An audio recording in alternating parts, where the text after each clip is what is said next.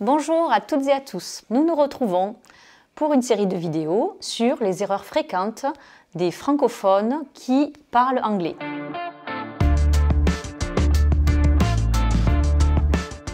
On a abordé déjà ce thème-là dans 2 vidéos. Première étant, il y a quelques mois, les 18 erreurs fréquentes lorsqu'on parle anglais.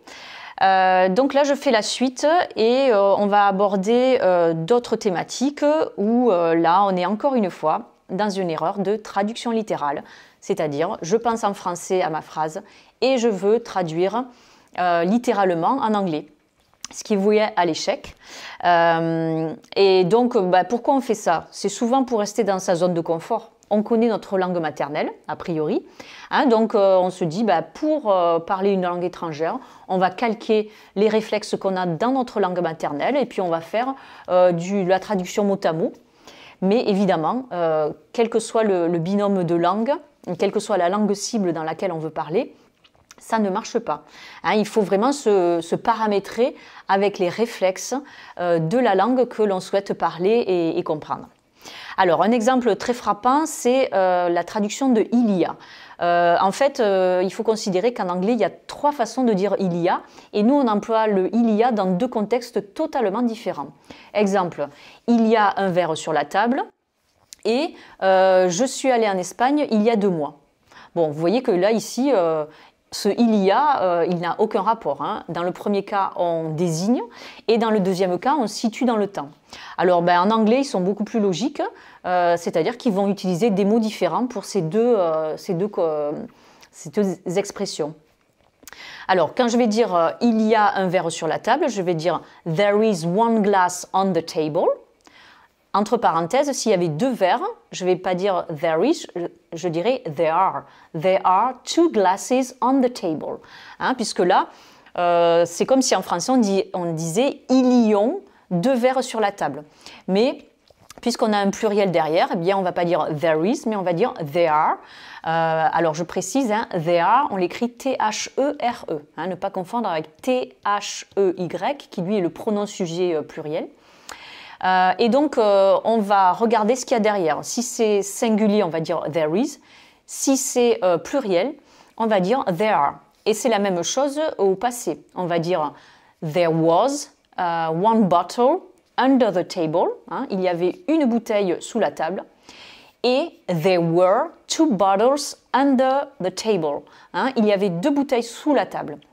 Donc là, on conjugue le verbe « to be », qui au prétérit va donner soit « was », soit « were ». Et au présent, soit « is », soit « are », selon qu'on est singulier ou pluriel. Alors maintenant, si on veut exprimer, donc je suis allée en Espagne il y a 2 mois. Je ne vais surtout pas dire « I went to Spain, there is 2 months ». Ce qu'on aurait tendance à entendre et à dire. On va dire donc... on va utiliser le petit mot « ago ». Donc, Alban a déjà réalisé une vidéo à ce sujet, mais on le reprécise. Donc, on va dire en fait « je suis allée en Espagne 2 mois il y a ». Ce petit « ago », on va le mettre après la notion de temps. Donc, ça va donner « I went to Spain 2 months ago ». 2 mois il y a.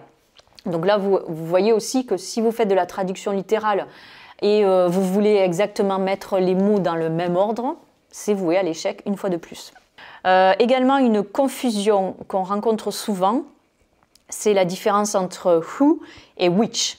Who, W-H-O, et which, W-H-I-C-H, qui correspondent en français au pronom relatif qui. Alors, donc nous, on a la même chose, que ce soit une personne, ou que ce soit un objet, un animal, une entité, quelle qu'elle soit. En anglais, ils vont dissocier et on va employer en fait who pour les êtres humains et which pour tout le reste.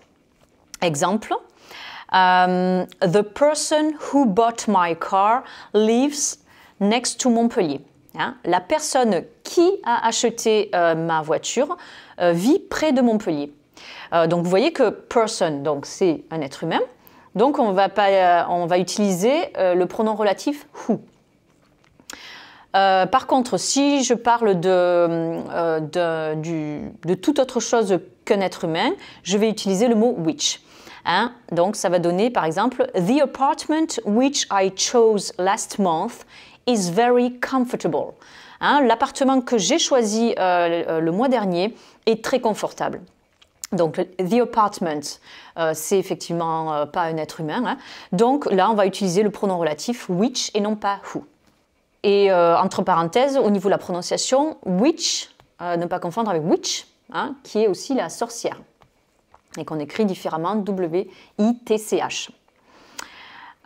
Alors, une autre erreur fréquente, c'est l'utilisation du verbe dépendre. Hein. Ça dépend du temps, ça dépend de mon emploi du temps, ça dépend de l'entreprise, etc. Je dépends de mon responsable. Donc souvent on entend l'erreur « it's depend ». Alors déjà on ne va pas dire « it's depend », on va dire « it depends ». Hein, donc « it » c'est le sujet neutre à la troisième personne, au même titre que « he, she », oh, donc « it ». Et ensuite on va conjuguer le verbe « depend » au présent simple. Et donc puisque c'est la troisième personne, on va avoir un « s » derrière. Donc le « s » il n'est pas après « it's », il est après « depend ». Donc, ça va donner « it depends ». En plus, si on dit « it's », c'est soit la contraction de « it is hein, », donc le verbe « to be », soit « it's »,« its », et ça, c'est le possessif des neutres. Et là, je vous renvoie à la première vidéo sur les erreurs fréquentes. Hein. Lorsque on dit l'entreprise, si on dit « ses employés », on ne va pas dire « her employees », on va dire « its employees hein, », parce que l'entreprise n'a pas de genre féminin ou masculin. Donc, ça dépend du temps qu'il fait dehors. Je vais dire « It depends on the weather hein, ». Et là, pareil, le verbe « depends », il est en général suivi de la préposition « on ». Donc, souvenez-vous bien, « it » sans S, « depends », là oui, on a un S, c'est la conjugaison du présent simple, et suivi de la préposition « on ». Autre erreur, c'est lorsqu'on va mettre des S à la fin de pluriels irréguliers. Hein, donc, j'ai réalisé une autre vidéo où j'explique quels sont les pluriels irréguliers. Exemple, one child, un enfant, two children, hein, donc deux enfants. Donc, children, c'est déjà un pluriel qui est irrégulier, et donc on n'a pas besoin d'ajouter un S. On ne peut pas dire children's, puisque c'est déjà un pluriel. Et c'est la même chose pour people, hein, qui est le pluriel irrégulier de person, de personne. Et donc là, pas besoin de dire people's, puisque c'est déjà un pluriel. Je vais ajouter une autre notion relative au pluriel ou au singulier. C'est les mots, par exemple, information, advice, hein, advice, le conseil, luggage, les bagages, furniture, les meubles. Ce sont des mots qui ne prennent pas de S, mais qui par contre expriment finalement des pluriels. Donc, information, c'est les informations, advice, c'est les conseils, luggage, c'est les bagages, furniture, les meubles. Donc, a priori, on ne va pas mettre de S. Et si on veut dire une information, un conseil, un bagage, un meuble, eh bien là, on est censé dire a piece of information, a piece of advice, a piece of luggage, a piece of furniture. Voilà, c'est ce qu'on appelle les uncountable, hein, les indénombrables, les mots indénombrables. Je vais terminer avec du sport.